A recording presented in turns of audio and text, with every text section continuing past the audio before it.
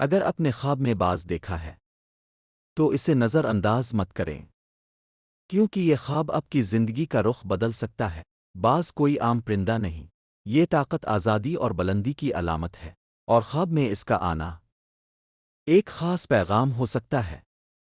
حضرت ابن سیرین رحمہ اللہ نے فرمایا ہے کہ اگر کسی نے خواب میں دیکھا کہ باز پکڑا ہے یا اس کو کسی نے دیا ہے اور وہ باز اس کا تابدار ہے تو یہ عزت اور مرتبے کی دلیل ہے، اور اگر سفید باز دیکھے تو بادشاہ سے عزت اور مرتبہ پائے گا۔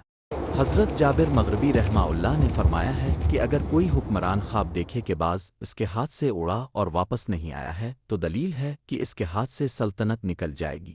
حضرت جعفر صادق رحمہ اللہ نے فرمایا ہے کہ خواب میں باز کا دیکھنا 5 وجہ پر ہے: 1 تابیداری، 2 خوشی، 3 خوشخبری، 4 مال و مرتبہ، 5 خواہش کا پورا ہونا۔